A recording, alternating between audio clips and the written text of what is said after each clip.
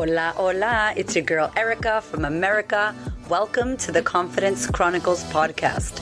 This podcast is all about helping you stand in who you are. Stop giving a fuck what people think about you. Start standing as your fully expressed self. As you are, as is, there is no filter needed. You are fucking awesome, and I am here to remind you. I'm a confidence coach, and I'm a bold stand for confidence, and I cannot wait to dig into today's episode with you.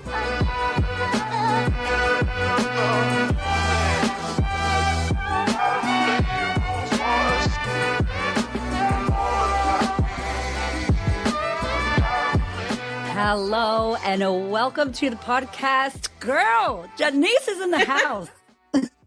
Thank you, Erica. So excited to be here. Okay, so real talk, we tried to do this before and I lost the recording and I cried because it was so damn good. So today we have all the backup, right? Because you just brought the heat and I know that you always bring the heat. And this is the reason we fell in love with each other on Instagram. I was like, eres fuego, yo soy fuego, somos fuego, let's go.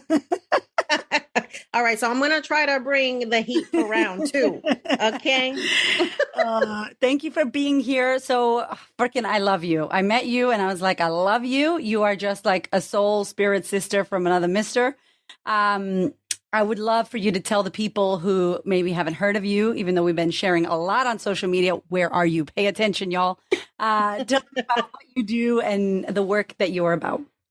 Yes. So I like to call myself an accidental entrepreneur above all else. I was not planning on having a business. I was not planning on being financially independent in my 30s, but here we are. And so I am a personal finance podcaster, creator of Yo Quiero Dinero. It is the leading personal finance podcast for Latinas. I just found out we're top 100 investing podcast, like on Apple. I'm like, what? Who's listening to this? God. Yes. And on top of that, I am a speaker, writer, about to hopefully publish a book. And I'm really just out here, preaching the gospel of money and really giving Latinas permission to get the bag, because I don't know about you, but I didn't learn shit about money until I was an adult and floundering. Okay. Yes. And I want to cut that cycle for us. I really want us to empower ourselves with the knowledge that, frankly, a lot of other communities get as a default, and we don't. So that's my mission. That's what I do. God, see, round two is way better. I can't believe you're going to write a book. I just signed an agreement with a literary agent. So I'm like, God. I'm channeling the book deal energy this year. Vamos a ver. I'm sending you like all the Puerto Rican happy vibes from down under. This is huge. You know why I love you as well? Because you get to see, like, we watch people on social media and we talked about this before. We're not really reflected out there in the world. I see, like, I love Marie Forleo and Tony Robbins and all these people, but it's like, I don't see myself, I don't see someone that looks like, we got Cardi B, we got J-Lo, but like, that's not it. Like, we're trying to talk about business, making money and making an impact. And I love how much you showcase, you share so much on your social media and your blog. Take us back to how this started, because you talk a lot about passive income. And I know all the questions you get are like, how do you do this? How do you start this? Like, what was the journey of where you were to get to where you are now? Tell us that. All right. Well, I'm just going to warn y'all, it is not a linear path. And for most entrepreneurs, it's absolutely not. So, when you hear my story, you'll be like, girl, how the hell did you get here? And I ask myself that all the time. So I am the first of two children, first generation Latina. My parents are from Puerto Rico. They are freaking high school sweethearts. So cute. I'm like, y'all need to be on Lifetime with your own like miniseries. So cute. And they came here to the mainland in the 1980s. My father is a military veteran. My mom is a high school graduate. She went to a technical school. She's a secretary, been doing that her whole life.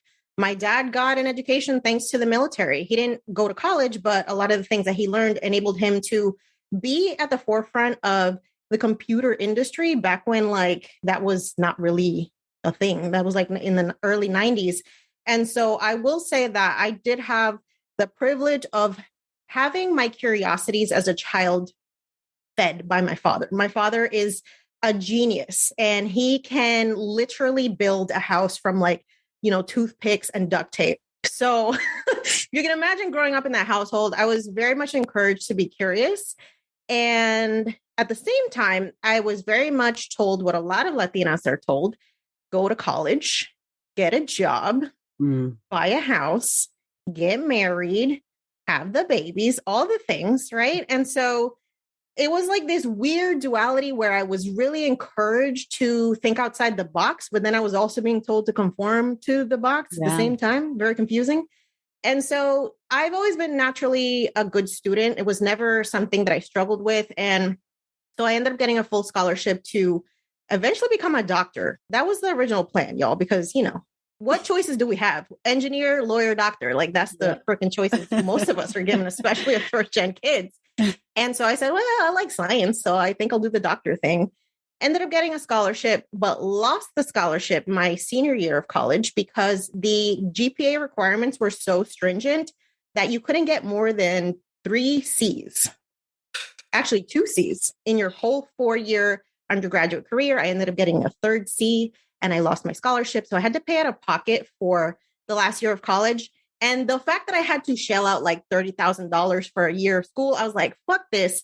I'm not going to medical school because paying for the undergrad degree was not part of this plan. And Lord knows if I end up going to medical school, I'm going to get into 6 figures worth of student loan debt. Yeah.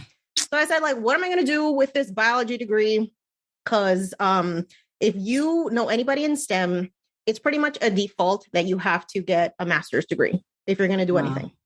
And so my plan was, let me work in the industry. I'll get whatever job I can get. And then eventually maybe I can find an employer who's going to pay for my master's degree and I'll continue to pursue my engineering career. So that's what I ended up doing. Instead of going to medical school, I went right into industry. I started working in biotechnology, pharmaceuticals. At one point I made like a career spin. And instead of that, I ended up working at L'Oreal, making cosmetics and sunscreens. Did you work at L'Oreal? Yes, I did. I worked at L'Oreal for a year. Oh my God. And it was fucking terrible. They're like the worst employer I've ever had. Like it was like a literal modern day sweatshop, but I was working in a plant, right? So I was working in a manufacturing plant. And then I ended up at Johnson & Johnson. That was actually my last employer before I left to do my own thing as an entrepreneur. But so I found myself, going down that checklist, right? Yeah. And I was fucking miserable. Okay. Like externally, I was like the pride and joy of my family. Oh my God, she's so successful. Look at her. She graduated from college, the first in our family. I ended up getting a master's degree from Johns Hopkins University. And externally, like everybody's like, yo, girl, you like killing the game. But internally, I was miserable. I'm like, I hate waking up in the mornings. I'm dragging myself to go to work. I'm being microaggressed every single day. The only Latina in the office, the only woman in the office. Wow. Usually like 10 years younger than everybody else. And by the time I was 27, I was like, this can't be it. Like, this cannot be the shit that I signed up for because this is ghetto. Yeah. Okay. And so 27 years old, I'm in the throes of a quarter life crisis. And I decide I need a separate identity outside of this corporate stuffy ass environment that I have, unwillingly fallen into. And I thought back to like, what do you love to do? What's that thing that you would do for free that brings you joy? And it was being in the kitchen. Been in the kitchen with my mom since I was 11. If you know anything about Latino households, Puerto Rican households, like it's food and music. Like that's what we do. Right. And so for me, the kitchen was always a place where I felt like I could embrace my culture. I could connect. I could create. And it really fed a side of me that was not being fed in my corporate career. And so I started a food blog, literally as a exercise in frustration and a creative outlet. And that food blog, 9 years later, is now making 6 figures of passive income. Damn. Oh my God. Mind blown. Okay, I want to just real quick. You had a whole damn life before what you do now. So if anybody that follows you or listens to your podcast, like it's so crazy how we compare our, chapter 1 to someone's chapter 30. And you literally had a whole life. Like I can really resonate with, I didn't go down that path because my grades were not C's. They were like F's and D's. I was like, I got a D. Yes. I can resonate though with the whole, like, this is what I'm supposed to do. I'm doing the right thing. I'm meant to get married, meant to have kids. And it sounds like it's something that's not just Latinas, but women, right? We get this thing put on us. So you had a whole other life. How was that for you? Because being the only woman, like obviously you were smart, you were a trailblazer already, for you to be in those rooms and in those roles, and there was no women, and there was no women of color, no Latinas. Like, how was that Jannese? Like, how was she? Was she tired? Was she exhausted? Like, how was she? She was very unsure of what the hell she was doing in the room. That imposter syndrome showed up every single day. Like I was just waiting for somebody to walk up to my desk and be like, I don't know why the fuck you work here, because you're completely unqualified. You have no reason to be here. And, you know, being told things in performance reviews like, you're too aggressive, or you are too demanding, or the way that you speak is too, you know, intimidating to people. And it's just like, but the men here are doing the exact same shit, but because it's coming from a woman and I'm doing my job, all of a sudden it's the problem. Wow. Right. And so just like I had to compartmentalize myself and conform in a way that felt like I was living two separate lives. And that is mentally exhausting. And that's why by the time I was 27 years old, I was like ready to literally quit my job. I wanted to go to culinary school and restart my career and be like, you know what? I made the wrong choice. I can't keep doing this. This career is literally going to kill me. That is so wild. I'm just thinking that there's people listening to this podcast now that are where you are, you know, in these rooms with people who look down upon them or say like you're too aggressive or you're too bossy or whatever it is. If you could speak to that person, obviously your whole life story is an example of what's possible. And I love that shit because we necesitamos eso. That's what we need. But what's one thing that you would say to that version of you that could help you, like now that you have hindsight, because there's people listening that are there now, like what's one thing that we could say to them? For me, it would be, you need to stop trying to conform to a system that wasn't built for us. You know, because I think so many of us feel like not only the personal obligation to do things that maybe people in our past generations of our family couldn't do, but it's almost like you should be grateful for being in these spaces. And I don't know about you, but I am grateful for being harassed at work. I'm not grateful for being made to feel small at work. I am not grateful for being underpaid and overworked and given titles without the salary bump, you know, and all of that shit happened to me. And I realized how, as time progressed, I lost more and more connection with my voice and what I actually wanted.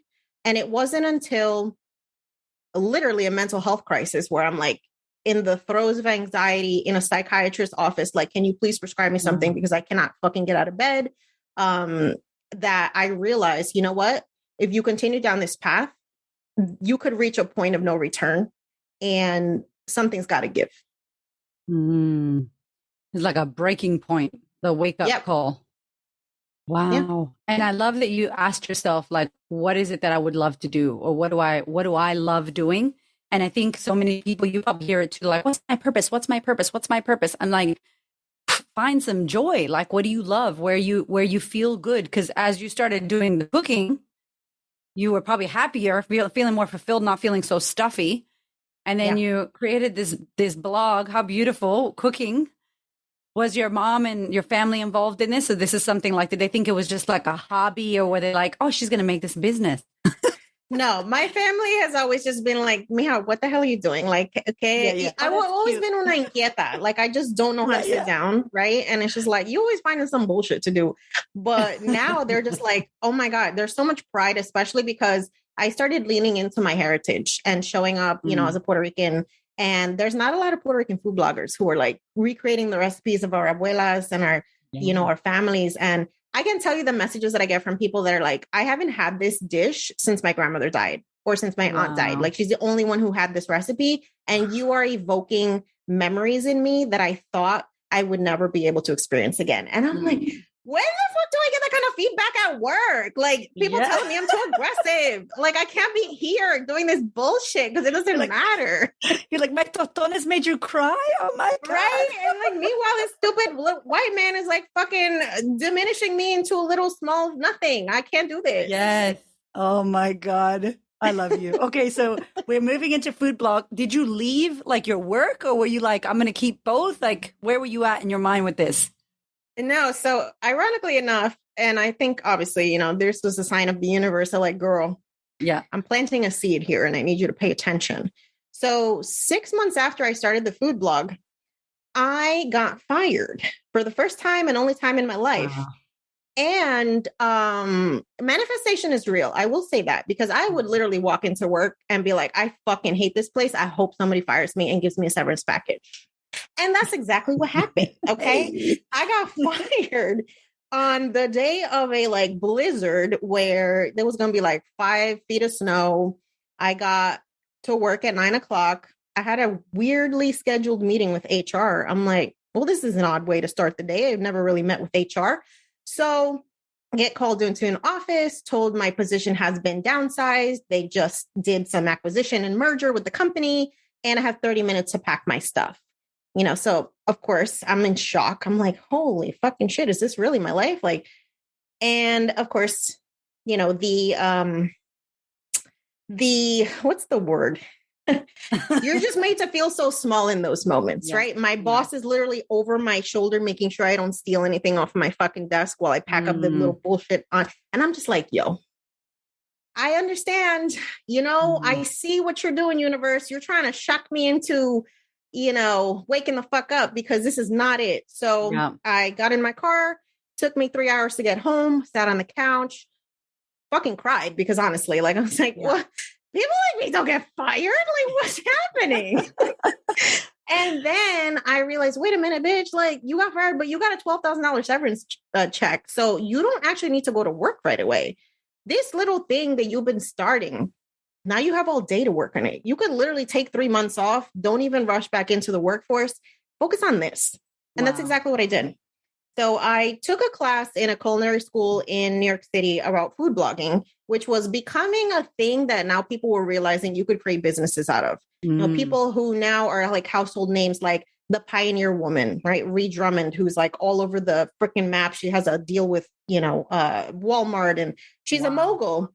That was the beginnings of that industry. And so it was like an hour and a half long class.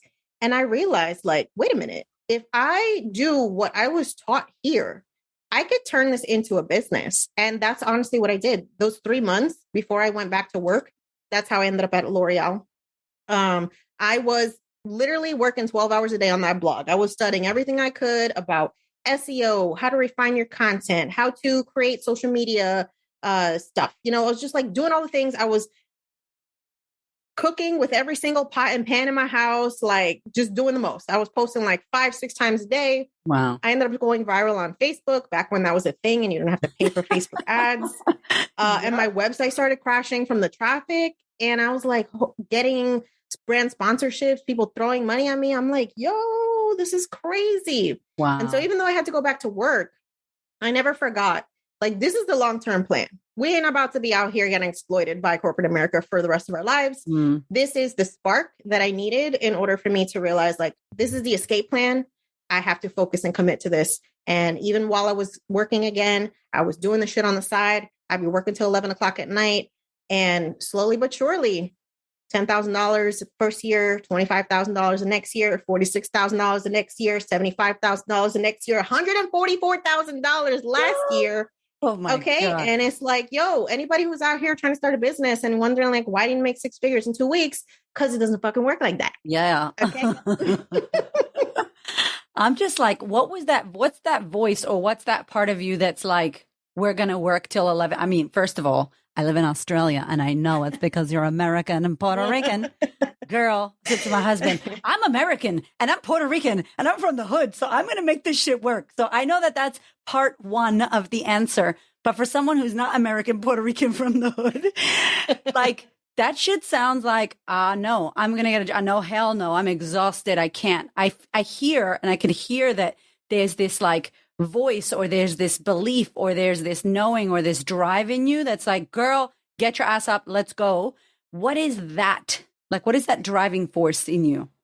Well, I will be 100% honest and say I'm a natural workaholic. I love to work. Like the act of creation for me is why I was born. That's honestly how I feel. Like it fuels me in a way that, you know, doing mundane shit in a cubicle, I just can't do it. That's just not my flavor. Right. Yeah. And so I would say that comes natural to me, but it's also when you are doing something that you truly care about, that you know has meaning and value, and it's just like the shit that lights you up, you will fucking make it happen. Like my husband has a quote that says, anything worth having and worth holding is never easily obtained.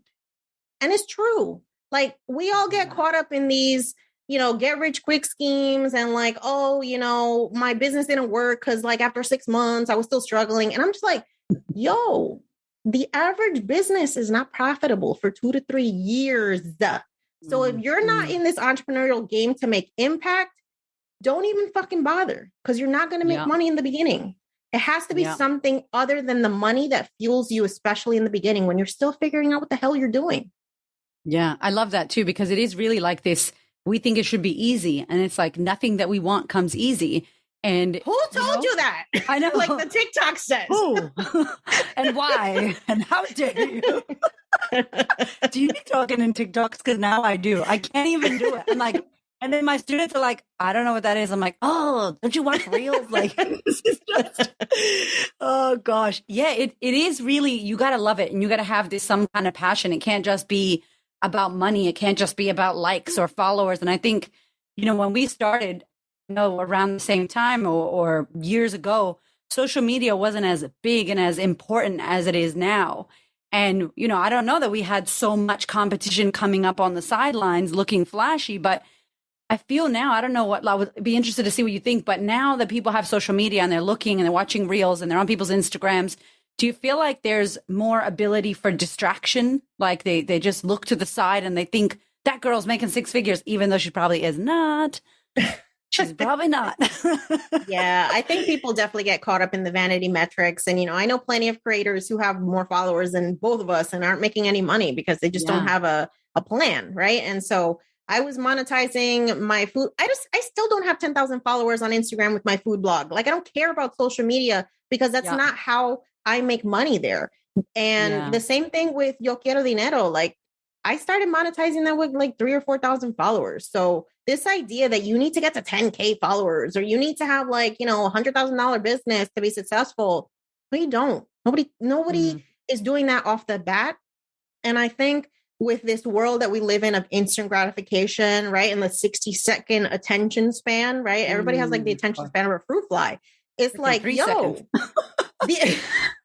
the longevity and the consistency, that's what builds your business and your life. Like, you have to be consistent when you're trying to do anything. You're trying to lose weight. You're trying to change your diet. You're trying to go vegan. You're trying to like save money for a house. You're trying to build generational wealth. Like, that shit takes consistency and it's going to take sacrifice. And I think too many of us just get caught up in like, well, why is this happening right now? Have you really put in the work? Well, probably not. The work and the time. It's so true. It's so true. So now you have, so for the record, if you didn't hear that, that was just her food blog, for the record. And there's many things going on in Jannese's life. So tell us, because I know you talk about passive, and at the end, I want you to tell us what you have coming up, because I know so many of our listeners are going to be like, I want to do this. And for the record, anybody listening or watching this, like, what I love about you is that it is doable. It's doable. It's not like you're some unicorn. You are a unicorn, but you know, like this unicorn poo that never exists and it's really hard to do and nobody else can do it because you're so whatever. You actually map it out and you teach like hundreds and thousands of people all the time in your social media, your podcast, how to actually make this a reality. So for the record, that was your food blog. What else is it that you are doing? And can you talk to the idea of passive income? Because it became a buzzword, like mindfulness, like mindset. Buzzword, but it's actually a freaking thing. Yeah. So I found out about the concept of passive income around the time that I started learning how to monetize my blog. But I came to realize there's like a lot of different forms of passive income. The easiest, which is for most of us to access, is the stock market. So Australia has a stock market, the US has a stock market, basically every major, industrialist country has a stock market. And the way that works is like you literally buy ownership in companies and they compensate you as a shareholder and they pay you for that. And it's just like, wait a minute, what? Like, you mean my money can work for me without me doing anything? So this concept was reinforced for me when I found out about the financial independence, retire early movement, which was right around the time that I had just bought a house because, again, checking shit off the list of like things I need to do. And I was like, wait a minute, I just signed up for a $400,000 mortgage. And that means I have to keep working this fucking job that I hate. Why did I just do this? So, after buying the house, I'm Googling like, how do I quit working? And then I find out about this movement that started back in the days of the Great Recession, 2007, 2008, that people were just questioning this bullshit narrative that we're told around like, you work 45, 50 years, and then you hope to retire in your 60s if you're healthy, if you make it that long, right? And if you saved enough money, hopefully, that you don't end up having to live in poverty and Social Security. So I found out about this movement around 2017. And there's this whole group of people on the internet that I found out that are like reducing their expenses, increasing their income, investing the difference, and retiring in their 30s and their 40s. And I'm like, hold the fuck on. How did I not know this? Okay. Because this is exactly what I've been trying to do my whole life. I've been trying to get the bag so I can get the fuck out of here as quickly as possible. I'm like, wait a minute, y'all branded this? This is a name? Okay. Let me join the crew. I'm like, how come I didn't get that lesson? Okay. And of course, the movement was founded by white men working in Silicon Valley, making $200,000-$300,000 a year. And they were like living off of $30,000 and eating rice and beans and whatever. And I was like, wait, that version sounds a little ghetto. Like I already did that in college. We're not going to do that again. And it wasn't until I found out that women of color were doing this that I was like, oh, okay. So this is actually something that I can participate in too. I found a podcast called Journey to Launch by Jamila Souffrant. She's an amazing personal finance and financial independence educator here in the States. And that was the first time I saw a Black woman talking about financial independence. And that was the permission that I needed because she told me I had all the things I needed to actually make this happen. I had a 6-figure job at that point. I had access to investments. I had, a relatively stable career where I knew I could take advantage of things like a pension, of things like maxing out my 401k. I have a partner who I could, rely on for income. And so that was the thing. That was the thing that sparked what has now become my own personal finance brand. That's Yo Quiero Dinero. So, in the process of learning about financial independence and money and passive income and investing and entrepreneurship, I wanted to find a voice. I wanted to find like, who's talking about this that's in the Latina community. And I couldn't find it. And I like to think that because of the way that my brain is wired as an engineer, I was trained to find problems and solve them. That's what we do. That's what we get paid to do. And so the problem, where the hell are the Latinas talking about money? The solution is the podcast. And so now the podcast is another 6-figure business that I started in 2019. And again, didn't know what the fuck I was doing. Had no plans to monetize it. I just wanted a place where I could talk about this stuff. And people started listening. And then people started DMing me and they're like, can you teach me what you're doing? And here we go. Here we go. Now I have another business, unintentional. This is why I'm like accidental entrepreneurship, y'all. None of this shit was part of the plan, but it was really just about finding a place where I felt like I could show up and showing up consistently. And it sounds like you also created shit that didn't exist because it was a need. And I think so many times we get worried about, oh, no one's done this before. Who am I to do this? And I know that self-doubt comes in for you. Tell us. Yes, you get self-doubt. You get, right? Because people listen like, she's so damn confident. Like the struggle is real. Okay. When I launched Yo Quiero Dinero, that was April 2019. And yes, it was named after the Cardi B and J-Lo song. Just so you know. Yo quiero I actually started using that song in my in my intro for the podcast until I realized, I'm about to get sued. Like, let me go and do some other shit. Because I don't have JLo money, right? Not yet. Not yet. So yeah, the podcast was inspired by the song. It was a shower moment. I know we talk about shower moments. It's like when the divine brilliance comes in. But I did a couple episodes and then I stopped. And I took like a couple months off because I was like, what the fuck am I doing? Like, who cares about this? Why would anybody care about this? What, like, who the hell are you to be talking about this shit? And then January 2020, I don't know. I was like, let me make a New Year's resolution. I'm just going to restart the podcast. I'm going to show up consistently. I'm going to release an episode every week. We know what happened a couple months later. People were locked in their houses. They had nothing else to do. And people started tuning into my shit. Wow. But I also think it's also a fact that I started showing up consistently because people then began to expect me, right? They began to expect the episodes. They started to follow me on social because, again, on social, showing up consistently, maybe too consistently. I was burning myself out.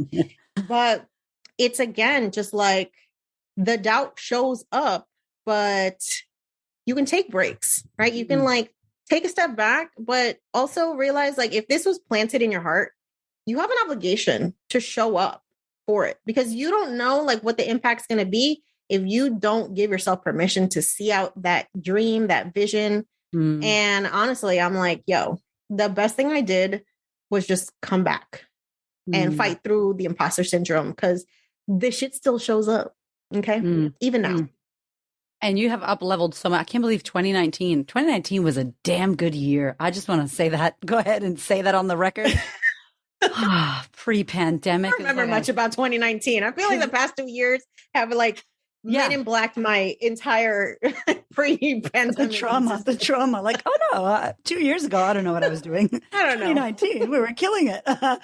Yeah, it's so crazy because it hasn't been that long. But again, because of the consistency and you knowing who you're speaking to, because you're talking to yourself, right? Like who's been following you are women just like you. And I love that we talk a lot, whether you're in business or not, like when you choose your market and you choose who you're talking to and you choose your group, you are such a perfect example of this. Like I'm talking to Latinas, I'm talking to women of color. We're talking about making money. The blog is doing its thing as well, which is beautiful because that hand over there is rocking. And then you can be over here. And this, I feel like this has blown up. Like Yo Quiero Dinero is huge.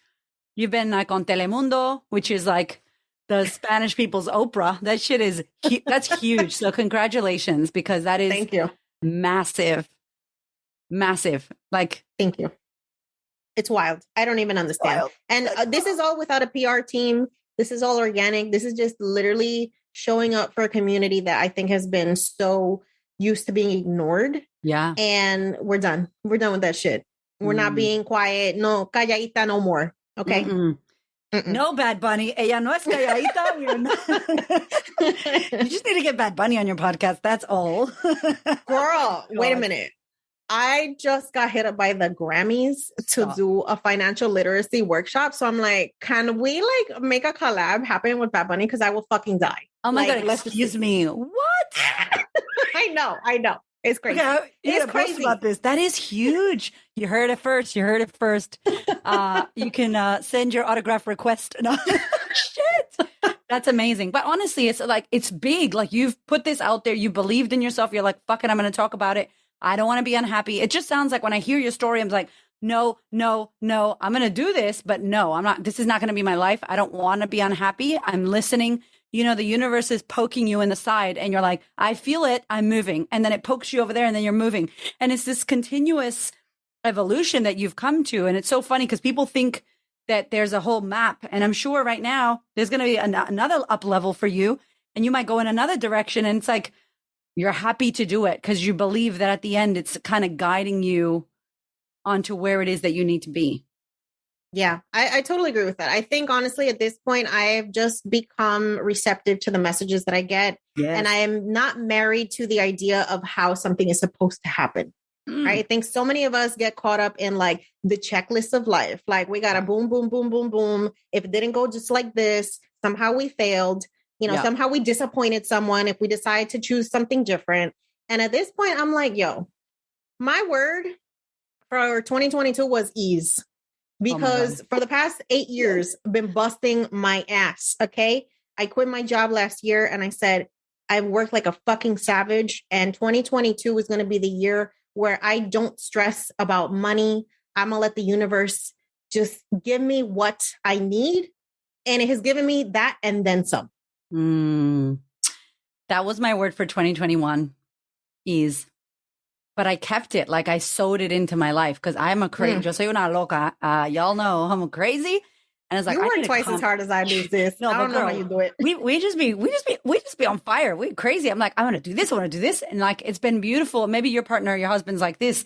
It's been beautiful to see, like, yes, great to have these big ass crazy ideas. And I think this is another thing of women. We're like big visionaries and then maybe small detail, but the part in between, the operations of how that shit's going to work without killing you.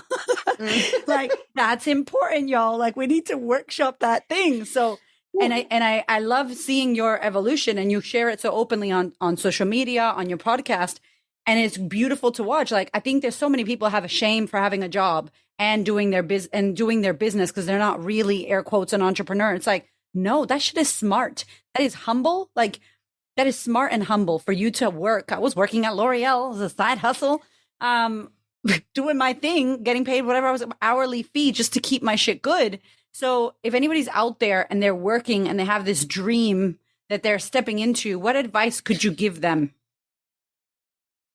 You know, get ready to work. Like, I feel like enough people don't actually keep shit real with like how much effort it takes to create something that you're birthing from scratch, right? Like, there's no blueprint, especially if you are the first entrepreneur in your family. Like, ain't nobody out here to ask advice for. I talk to people like you, Erica, because I'm like, I don't know what the fuck I'm doing. Right? So it's just like, know that the lift will be heavy, but I would rather live knowing that I fucking did everything that I said I was going to do rather than living a life of regret where I'm just like, damn, what could I have done? Right? At this point, the regret is scarier to me than the failure. Damn, I wish I had the horns. Bam, bam, bam, bam, bam. That shit, that is so good. That is so good. So if you needed that loving bitch slap that Jannese just gave you, you're welcome. Just as a reminder, because we get bogged down, we get full on, we get exhausted. We're like, oh, what's the point? But you're so right. Like, we're all going to die. That's a money back guarantee. Your ass is going to die. And the people who you give a shit about what they think of you, they're going to die. Your family's going to die. I know that's morbid, but we all going to go down. So the regret is huge. And if you feel your heartstrings as you listen to Jannese's story and what she's created and what she continues to create with the book and the podcast and more upcoming stuff, like, you could have this too. And that's what I love. It's like, this is not some hype thing that, you know, you look at celebrities and you're like, how the hell did you get on the red carpet? That feels like such a journey. And it's so, when you listen, when I was a kid, I used to like watch J-Lo. I used to think me and J-Lo were in direct competition when I would watch her music videos. I'm like, no, she didn't. And I was like 12 years old. And she would get on that mic at the Grammys and people would be like, what advice do you have for young girls who want to, she'd be like, just follow your dreams. And I'm like, bitch, give me a phone number. Give me like somebody's email. Is there someone you can connect me to? Like, give me the steps and the path, like hook me up, like introduce me to someone. Yo, you know, I'm so glad you mentioned that, because especially as trailblazers, you know, I still have an issue like embracing the impact of what I'm doing. Cause I just feel like I'm a normal person. I'm just out here really living in my purpose. But if y'all care about it too, that's cool. But I also feel like we have an obligation to open up those doors, you know, because they have not been accessible to us in the past. And so, you know, I am happy to give advice. I'm happy to connect you with resources. Like, I feel it is a grassroots movement that we're building in our communities, whether that's, you know, as entrepreneurs, as first generation investors, as women. And I also think when I reflect on my heritage, right, my grandmothers who got married out of survival. They needed to rely on men for literal survival. Even someone like my mom, who comes from a generation where when she was born, she couldn't have a credit card. She couldn't get a bank loan without a husband. She couldn't have a line of credit to start a business. Like, when you think about how much has been sacrificed, it's almost like, yo, we have to do this for all the ones who couldn't. Yeah. So whether you're doubting yourself or you're feeling like, I can't do this, bitch, yes, you can, because other people literally could not. Yeah. And it wasn't that long ago that we did not have options as women. So let's get it the fuck together, honestly. Like, we have to do this because we are the first generation of women that has the world at our disposal. And we must blaze the path that has not existed so that 10 years, 50 years, 100 years, 1,000 years from now, what we're doing is not unique. It's the default of what our community does. Yeah. And it's so important too, because one of the things that segues into this perfectly is like when you are starting to blaze a trail that maybe that shit was nothing, or your family's never seen that, or like for yourself, like, yo, I don't even tell my mom how much money I make. Ella se muere. Like if I send my mom $1,000, she's like, ay, Erika, oh, Dios mío, tú estás bien. ¿Tú quieres que yo te mande para atrás? I'm like, Mom, it's $1,000, yo. Like, relax. It's like you're a billionaire. She's like, I can't believe this. It's too much. And it's a beautiful idea because those of us that haven't had that, those of us that have had families like yours, like mine, where the first one to go to college, first one to make a business, first one to make 6 figures, whatever that is, just keep in mind that your family in your pocket or behind your back or on the sides are going to be like, no, don't do that. Oh my God, that's dangerous. That's scary. Holy shit. So you might be first generation and you might have the world at your feet, but like you also got your grandma at your ear and your mom being like, no haga eso. Don't do that. That's dangerous. It's risky. How did you, and how can we, those of us that are there, be sure to have the world at our feet and do that because we can, but then also battle that family shit that we have to deal with at times? Yo, the struggle is real. I'm so glad that you brought that up because, I have a very close-knit relationship with my mom, and she, as many Latina mothers, was super entrometida in my life. Like she needed an opinion on all the decisions, right? Like, where are we going to school? Where are you going to study? All these things. Where are you going to live? And so I started feeling like I was living their version, my parents' version of what the American dream was. And realizing that that wasn't my dream caused me a lot of internal conflict. I was like, yo, how am I going to be this ungrateful ass child that like literally went to college, got another fucking degree after that, like first woman in my family to earn 6 figures, and I'm going to come out of face and tell these people, mira, yo no quiero esto. Like, and I'm just like, yo, how do you reconcile with that? Yeah. And I will tell you, the shit is hard. It's hard. It's a process to get to a place where you start listening to your voice more than the voice of others. And I think it was a realization of a couple things. So my mom is a 2-time cancer survivor. Wow. The first time that happened, 2017, that was a wake-up call that I needed. Like, yo, life is short. What the fuck am I doing out here? Like, not living the best version of my life. And just seeing that, I think, was enough for me to realize, you know what? They might be upset at me at some point when I say, I'm quitting my job. My mom didn't talk to me for like 2 weeks after I decided that I was moving to Florida, because that was part of my plan to, pay off debt and go somewhere that the cost of living was lower. And when I told my dad I was quitting, he's like, Mija, why don't you just do both? And I'm like, Dad, do you know I'm working like 70 hours a week doing the fucking businesses and my job? Like, I'm going to die. Okay. And what eventually helped convince them was the fact that I'm still okay. Like, the bills are paid. I'm good. But you also have to trust yourself and know that nobody else needs to understand the journey. It's not for them to go on, right? Like, it's not their life to live. And the sooner that we decide that the opinions of others, the judgment of others is not actually relevant to what you're doing, the faster you can make the decisions that are purely aligned with what you need and what you want versus what everybody else wants for you. People cannot understand a journey that they're not personally on. So stop trying to convince your family and your friends that what you're doing makes fucking sense. It just has to make sense to you. As long as you have the plan, they could be stressed out. Maybe don't tell everybody about what you're doing either. You got some gossiping cousins. You got some tias who got like the mal de ojo that they're always like shitting on your plans. Don't tell them. Nobody needs to know your business. It's your life. Oh my God. Why is it like you're talking about my family? Like, oh my God, Nathan, I got many. Like, we all got those. Yes, we do. It's so funny too, because I think as you do, and obviously you've done a lot of work on yourself, and we highly recommend that you work on your mindset. Okay, mofos, because none of this shit's just going to come out of your butt when you are born. Like, oh, who gives a shit? You know, like, no te va a salir del culo. You have to go and try to figure this shit out, right? Like, question your thoughts, do the work on you, heal your shit. The important thing too that you said I love is like, you don't have to have them you don't have to have them believe in what you want. And they're not gonna, like, if your mom is 50 or 60 and from whatever freaking country you're from, how are they gonna even understand? They don't even know what the hell Instagram is. Our mothers are on Facebook taking selfies of their food and they look crazy. I'm like, Ma, don't put those photos on Facebook, yo. Like these Giphies and shit. I'm like, oh my God. They're not going to get it. They're not going to get it, and they don't have to get it.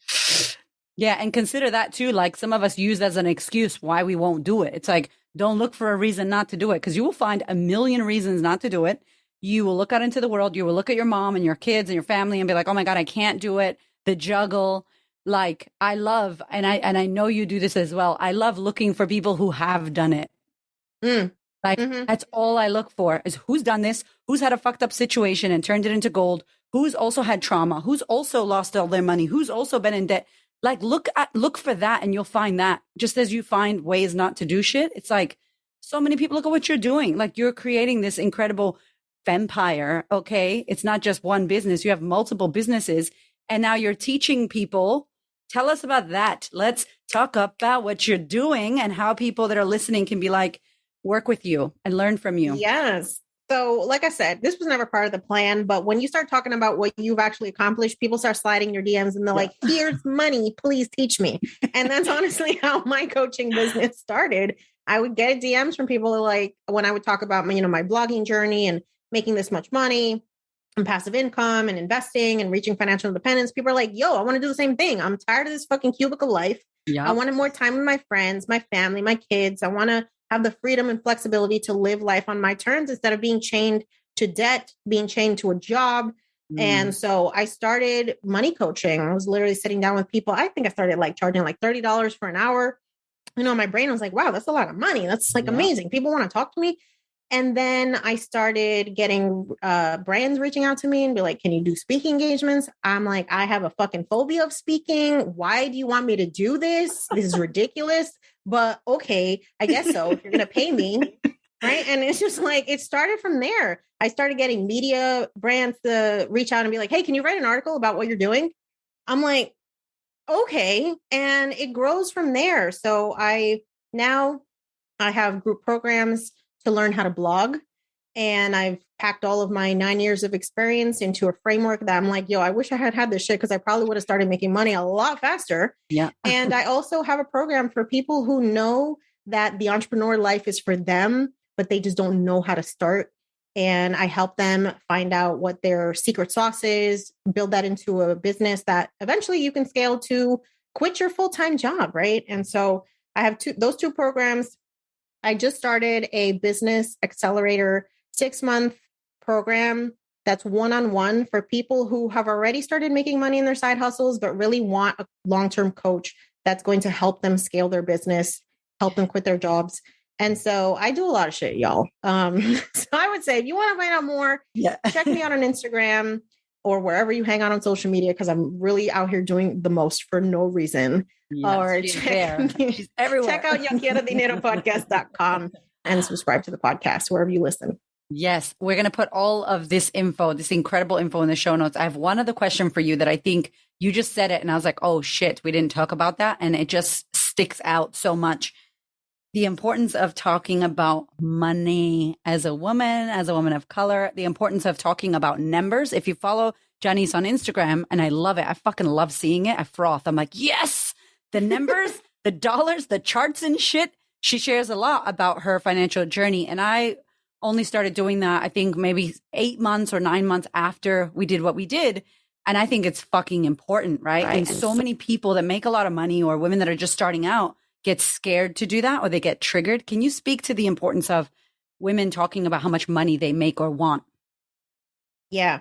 Yeah, I think it's really about, we go back to this idea of representation, right? If you don't know any six-figure Latina entrepreneurs, how the hell are you going to even believe that you are capable of that? Right. So for me, it's not about vanity. It's not about like, oh, look at me, look, I'm so fucking cool. I honestly don't give a shit if you know how much money I make. I think that's like, TMI in some ways. And I'm like, I might get to a point where it's just like a safety threat at some point. But, I think it's about representation. Like, we have to know what's possible. And how do you know what's possible? How do you know that Latinos can become millionaires if you don't see them? How do you know that a Latina can create a 6-7-figure business if you don't see them? How do you know that a Latina can create generational wealth by being a stock investor or a real estate investor or buying cryptocurrency or NFTs? If we don't see women like us doing it, it's not going to happen. And so I almost have like another, it's a sense of duty, right? To open up our minds to what is possible and normalize that, yes, Latinas can get the bag. Like, it's not just for a specific community. Latinas can be bloggers. Latinas can be entrepreneurs. Latinas can be speakers and thought leaders and authors and all this shit. So I share everything I'm doing because I want y'all to know, like, we can do this. This is also out there for us. But we first have to feel worthy enough to pursue the things that we're called to do and stop falling. Hold on, let me turn that off. And just stop falling into the narrative that we must remain small, that our voices are not important, that no one cares what we have to say. We need more voices. We need more permission. We need more guidance, and we need more representation in these spaces so that we're not the weird unicorns who are like, oh, look at them, they're just doing this shit. Like, it's natural and normal for us to have these conversations. Yes. And we're not just like, just believe in your dreams. No offense, J-Lo, but give me some shit. We want to tell you how we're doing it.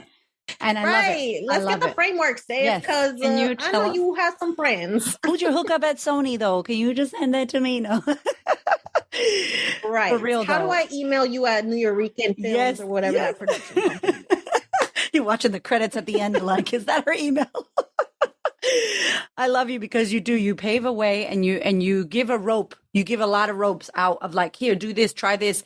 And even if just, this is the same for us, like we're the same in this aspect of like, even if you never give us $1, if you follow us on social media, if you listen to the podcast, if you watch the YouTubes, if you consume the content and you're that hungry to actually do this and you don't have the wealth to do it yet, you could get so much value from following Jannese and everything that she shares and everything she talks about.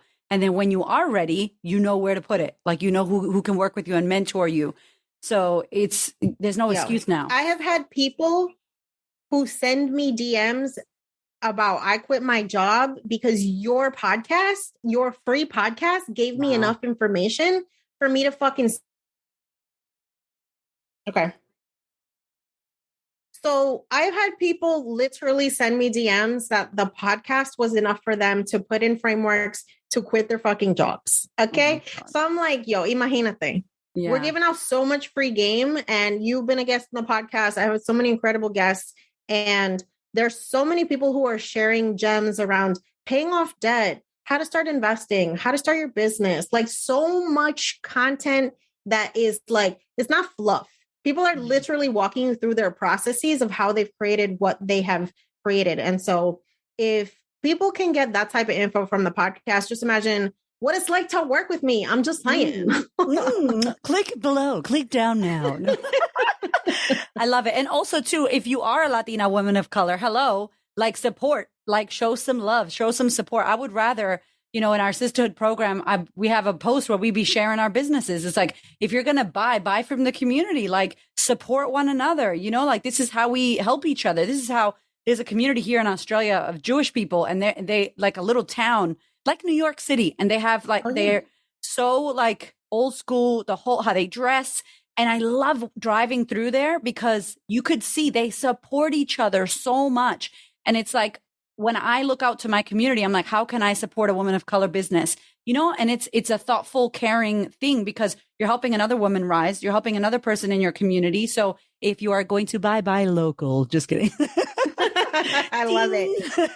Jannese, I love you. You are such a freaking boss. I'm so grateful to your mom and dad for having you. I'm so grateful. I'll let them know. Yeah, tell them Erica said thank you. No, your mom is so cute. And I love you. I love your sister, your family, what you guys are doing. I'm excited for you. I'm excited to watch you because you take us on the journey, and it's so nice to feel like everybody in your community is a part of it, and it's about all of us, not just you. So I love you. Thank you so damn much. And I'm pumped for all the amazing shit. Maybe 2023, Puerto Rico, Bad Bunny will open for us. Who knows? Thank you, Erica. I think the work that you do is so important. And I talk about you all the time because honestly, like, we need more women in our community who are just giving us permission to level up in all areas of life. And the work that you do is so, so valuable. So thank you. I love you. You've helped me so much, honey, like to get back to my roots over here in Australia by myself with 2 Puerto Rican people in this country.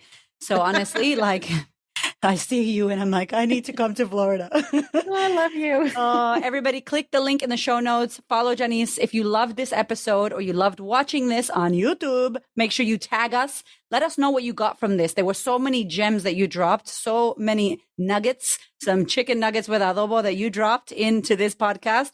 So please let us know. We'd love to know. We'd love for you to share it. We're very active on social media and we will reply to you. Okay. So thank you, Jannese. We love you. Love you. Thank you so much for listening. I so appreciate your ears, your time, your energy, and your attention. Please do me a favor and head over to Apple iTunes, subscribe so that you don't miss an episode. Share this episode with a sister who you know needs to hear it. And if you feel called to, leave me a review. I'd love to know what you think about the podcast. I'd love to know how this information is helping you change your world. Thank you so much for being here. I know that there are many podcasts you could listen to, and I really appreciate you listening to mine. Have a gorgeous week, honey.